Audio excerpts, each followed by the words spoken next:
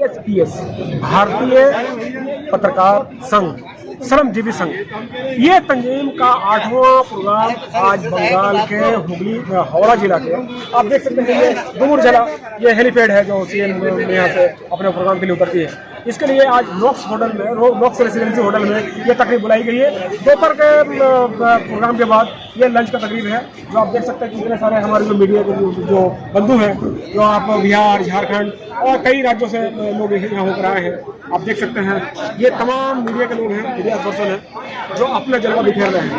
ये पहली दफ़ा हावड़ा में इतना बड़ा मीडिया का सम्मेलन हुआ है, इतना संगम हुआ है जो इसमें हुए।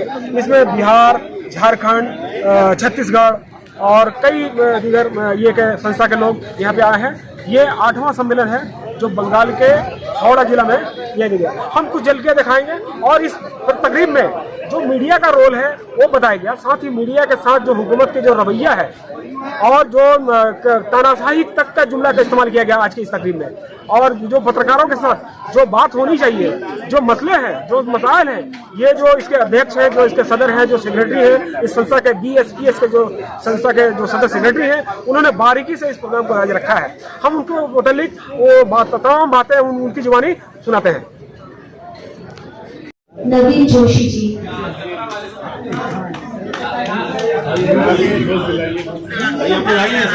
सब आ जाइए।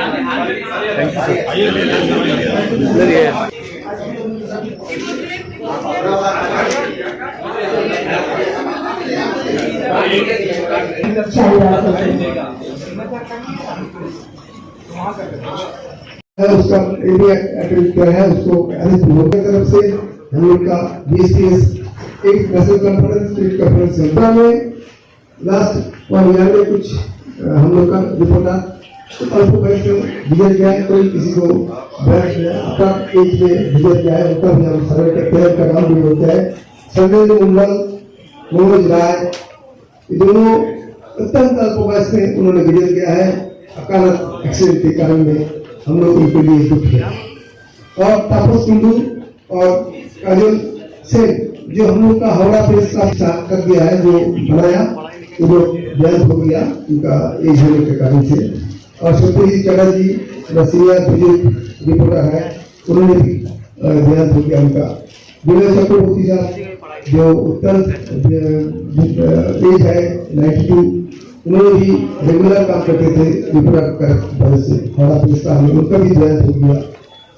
और संजय दत्त गुप्ता, पार्थोसी, ये दोनों हम लोग का हावड़ा प्रेस का मेंबर भी था, रिपोर्टर था, उनका बयान हो गया। सबको बयान होने के बाद हम लोग बहुत दुखी था। उनका परिवार का तरफ हम लोग का सब है जो हम लोग उनका साथ है, हम लोग उनका साथ ही रहेंगे। उनका कोई भी ये है जो हम लोग पूरा कर सकेंगे। इसलिए जितने हम लोग का रिपोर्टर लोग गुजर गया है उनका भी हम कंडोलेंस हम लोग देख सकते हैं। स्टार्ट।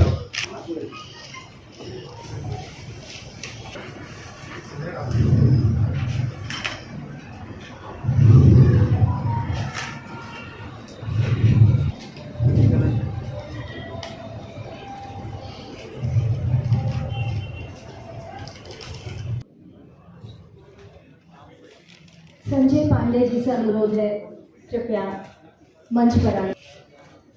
राकेश मिश्रा जी से अनुरोध है, मंच पर आए।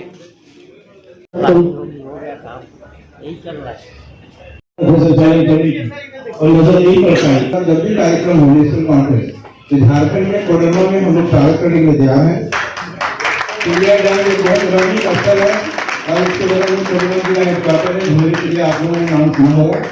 हम लोग जब आपका आदेश होगा अध्यक्ष फरमा सभी जी का, हम लोग कोडरमा में ऐसा आयोजन करने के लिए हम लोग का स्टेट का स्पेशलिटी है अरुणाचल जॉइंट सेक्रेटरी, उनको स्वागत करने के लिए गुजर जाएंगे। और लतिका मोदी अपना सपोर्ट में आपका स्त्री लतिका के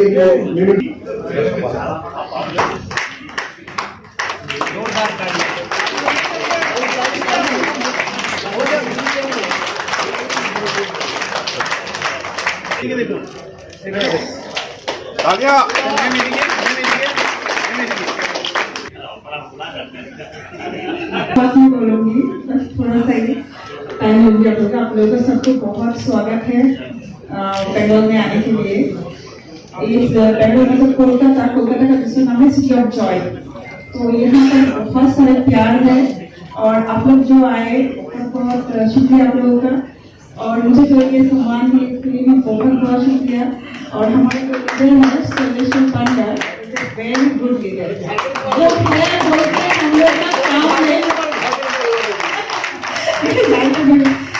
तो काम करने के मतलब एक जो मेरा पैक होता है लड़ा ही नहीं, मतलब दिल से लगा नहीं मैं ठीक हूँ मैं करूँगी। तो मैं आप आइए फिर इनसे भी बहुत कुछ सीख सकते हैं। ये भी हमारा जो नेशनल ये भी बहुत अच्छा गाइड करते हैं। तो आई थिंक लीडर है सर। और मैं लीडर जी को भी बहुत शुक्रिया अदा करती हूँ। और ये वाइफ है, मैं इनको दोजी नहीं भाभी माँ बोलती हूँ क्योंकि इनमें एकदम माँ की ममता भरी हुई है। जब से मेरा पैर टूटे है वो औरत से खाना बना के पहले होती है, बहुत प्यार करती है, वेरी केयरिंग। हम उनको स्वागत कर रहे हैं।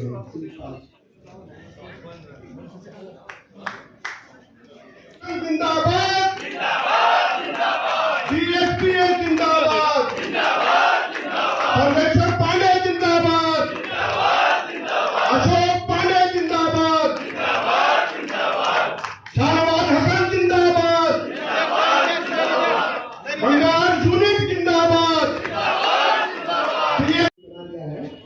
तो कमिटी का बीएसपीएस की तरफ से सभी साथियों को विनम्र प्रणाम। बहुत ही जो बंगाल ने किया है वो अपने आप में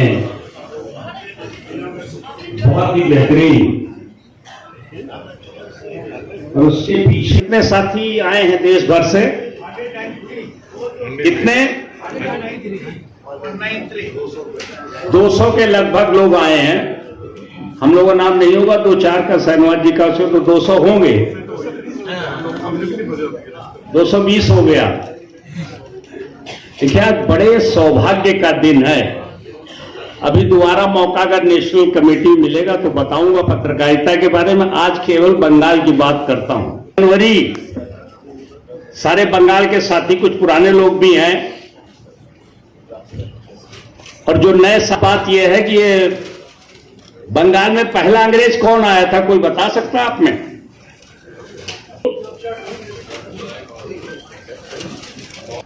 क्योंकि डेट का सवाल है इसलिए बंगाल के नए जो साथी नए पत्रकार हैं उनके नोट करने के लिए भी 999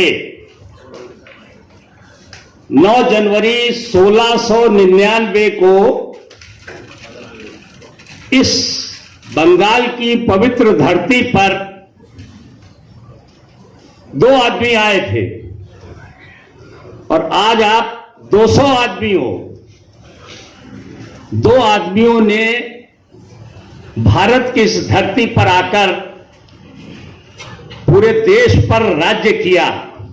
ये बात अलग है कि उनकी नीतियां लोक हत्या की नीतियां थी, और हम 200 इकट्ठे हैं, हमारी नीतियां लोकहित और लोक रक्षा की नीतियां।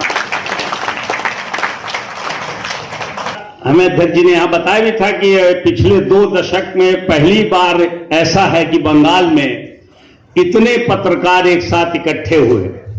तो उस आदमी का नाम तो रह ही गया है जिसकी मैं बात कर रहा था। उसका नाम था जॉब चारनाक। नाम सुना है? नाम तो सुना ही होगा। इन लोगों ने हिस्ट्री पढ़ी वो जानते हैं। 2 लोग आए थे, उस गांव का नाम था सुतनुती। किस जिले में है? 2 आदमी आए और उन्होंने भारत वर्ष पर इतने वर्ष राज्य किया। तो भाई जो अभी हमारे भाई ने कहा कि 200 लोग तो पूरे हिंदुस्तान में राज्य कर ही सकते हैं, सब कलम के लोग हैं, और हमारे पास उद्देश्य पवित्र है, उनके पास उद्देश्य पवित्र नहीं था। और 1772 में इसी जनवरी के प्रथम सप्ताह में ये जो कलकत्ता है ये भारतवर्ष में अंग्रेजों की राजधानी बना। तो जनवरी की ये तारीखें और ये हफ्ता आप सबके लिए बहुत महत्वपूर्ण है। अगर उन्होंने इतिहास बनाया तो हम भी एक इतिहास बना सकते हैं, क्योंकि जनवरी अंग्रेजों के हिसाब से नए वर्ष का शुभारंभ था। तो अगर हम उनकी कैलेंडर मान लें तो इस नव वर्ष पर इतने लोग यहां इकट्ठे हुए हैं, ये बहुत बड़े सौभाग्य की बात है। ऑर्गेनाइजेशन की, पत्रकारिता की उन्होंने रखी, और मैं पिछले 3 दिन से बंगाल में हूँ इस कार्यक्रम के लिए। जिस तरह मुझे लगता है कि दादा इतने रात में नहीं सोते होंगे, लेकिन 2 रात बेनुदा, सपंदा, समीमा नसरीन और उनके साथ मैं शिकायत भी कर रहा था, क्योंकि मेरे सबसे प्रिय हैं बंगाल में सौरव जो चले गए थे। हम लोग यहाँ, एक साथी ने सवाल किया अभी, क्योंकि मुझे नहीं बोलना था, प्रोटोकॉल के हिसाब से तो मैं गलत बोल रहा हूँ, क्योंकि अध्यक्ष के बाद बोलना का ये नहीं होता है। चलिए कोई बात नहीं, क्योंकि हम लोग सब पत्रकारों की ही जमात है यहाँ पर, इसलिए थोड़ी सी बात कह दे रहा हूँ। इस संघर्ष के लिए आपके पास एक ऐसा अध्यक्ष है जिनको 40 वर्षों की पत्रकारिता की लगभग, अगर कहा जाए, अनुभव है के लिए। खासकर बंगाल में मुझे थोड़ा सा, मैं अपनी बेबाकी के लिए जाना जाता हूं। अगर किसी को बुरा लगे तो पहले क्षमा के साथ कहूंगा। मैं कोई पॉलिटिकल भाषण देने नहीं आया हूं, लेकिन बंगाल के पत्रकारों के लिए जो सुविधाएं मिलनी चाहिए वो बंगाल में नहीं मिल रही हैं। मैंने पिछले 2 साल से, जब से बंगाल आ रहा हूं, मैं ये महसूस कर रहा हूं, इनको जो सुविधाएं बंगाल में मिलनी चाहिए, चाहे वो पेंशन के नाम पर हो। बीच में स्वास्थ्य का मुझे अच्छा लगा था, अवधेश चौधरी जी और बेनुदा इन लोगों ने बताया था कि गोल्डन कार्ड हुआ करता था, शायद उसको भी अब समाप्त कर दिया गया है। और एक और जानकारी मिली कि विज्ञापन भी बंद कर दिया गया है, छोटे पत्रकार, छोटे मीडिया का, उनको भी एक तरह से छोटे जो मध्यम अखबार हैं उनको भी बंद कर दिया गया है। तो किस तरीके से बंगाल के पत्रकार जूझ रहे हैं कई प्लेटफॉर्म पर। पिछले दिनों इलेक्ट्रॉनिक मीडिया, डिजिटल मीडिया के कुछ पत्रकारों के साथ दुर्व्यवहार भी हुआ था एयरपोर्ट पर। मुझे लगता है कोई एक मामला आया था, जिसको लेकर के हमारे राष्ट्रीय अध्यक्ष और हम लोगों ने भर्त्सना भी की थी। और हम लोगों ने हमारी चीफ मिनिस्टर जो आपकी हैं बंगाल की, उनको इसको कड़ी निंदा करते हुए हम लोगों ने पत्र भी लिखा था। इस तरह की घटनाएं लोकतंत्र में, क्योंकि वो संघर्ष से आई हैं, इसलिए मैं कह रहा हूं कि उन्होंने वो सारी चीजों को झेला है। और पत्रकारों के साथ जब इस तरह की घटना होती है तो मुझे हम लोगों को ये उम्मीद होती थी कि मुख्यमंत्री कुछ करेंगी, क्योंकि पत्रकार कोई पार्टी नहीं होती, विचारधारा से जुड़े रह सकते हैं। कोई राइटिस्ट है, कोई लेफ्टिस्ट है, सबकी अपनी अलग विचारधारा है। लेकिन हमारी एक बरादरी है, हमारा एक समाज है, हम अपने समाज की बात करते हैं। जब हम पत्रकार की हैसियत से बात करते हैं तो हम एक समाज की बात करते हैं।